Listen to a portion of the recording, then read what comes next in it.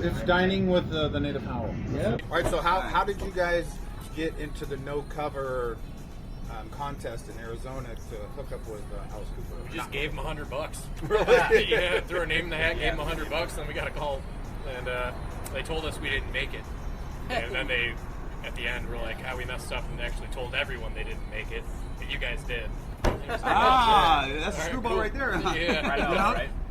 So at first you go like, oh, we didn't, or it was like, okay, well. Yeah, my wife was like filming it, and he's telling us no, and I'm kind of off camera, like, whatever.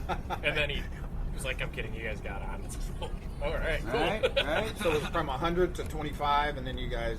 1,000 to 25 to... So what has it done for your career, being a part of that? Saved our band. Yeah. It was you know, a lot of bands and people, everyone struggled with the COVID era. And it gave us a reason to go on and galvanized us and brought us together, and winning that thing was the greatest day of our lives. I mean, Alice Cooper, and Right. Like the day that we won. Seal of approval from Alice Cooper? Yeah. Oh, yeah. And he's a hometown guy. Yeah. Oh, really? Michigan, Detroit. Yeah. That's going to be one of my questions. Out of all your guys' achievements, what are you most proud of? Right? Ooh, that's a Would that good be one. one of them? Or Oh, for what? sure. Yeah, one definitely of one. them. Top three. Yeah. I think it's going to be generalized, but just persevering in the face of, everything trying to stop you. Like in the early years, it's so hard. You make no money. And probably that, just the fact that we're still going. I think the idea of Oh, thanks. I think the idea of Other side. the idea of us like moving ahead in the music industry with our own genre that no one else has played before is something that we hang our hats up on every night. That we go out playing heavy metal with a banjo, and people always at the end of the night end up liking it, even if they don't want to. Yeah, when they didn't want to, they ended up liking it because you just showed them something new, something different, and something jamming. People can read through like BS, so I really think that that's one of the things that people can see with us is we're all friends. We've been friends forever, and it's all organic. It really is. Like, we're not BS, and it's the real thing. It's what we want to play, and I think people can feel that, even if it's subconscious. Whereas you can just kind of smell a little kind of BS. Smell a little dirty. Like the late 80s. The late 80s.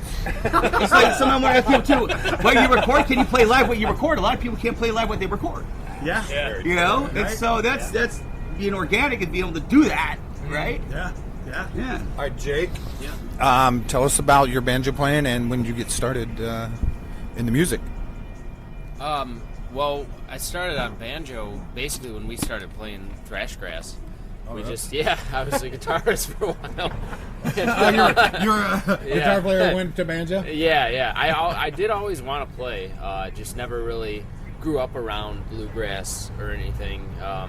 But I got really into like Old Crow Medicine shows, kind of my way into the bluegrass scene, and then Alex started playing his riffs with Thunderhead or whatever, and we had a banjo laying around the studio, and so I took it up, right so then. You went up a notch instead of going down to bass, right? You kicked it up to banjo. I went from guitar to bass, so I got demoted. Me too.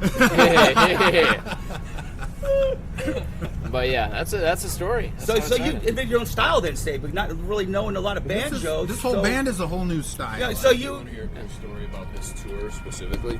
So talking about the banjo and this tour, Zakk Sabbath. So the reason that we got that first banjo that was kicking around the studio was because in 2002, when I was 12, I actually heard the song "Losing Your Mind" by Pride and Glory, Zakk Wylde's project, and that song itself caused me to get my first banjo when I was 12. That banjo became Jake's, which is the banjo that started this whole style. So it's like, that's why this tour couldn't be more excited. Like, it's the ultimate return to roots, like the ultimate triumph. Like, we're playing with Zakk Wylde, dude who's the reason why we got a banjo. And playing Black Sabbath, like, one of the biggest influences of all of us. Completely. Sabbath. right?